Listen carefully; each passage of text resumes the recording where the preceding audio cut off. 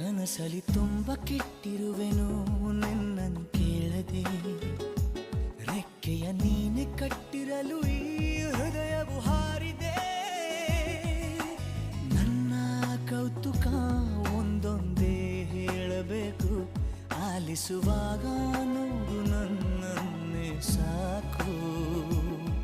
ಸಹವಾಸ ದೋಷದಿಂದ ಸರಿ ಹೋಗಬಹುದೇ ನಾನು, ನನಗಾಗಿಯೇ ಕಾದಿಟ್ಟುಕೋ ಹಠವೊಂದನು.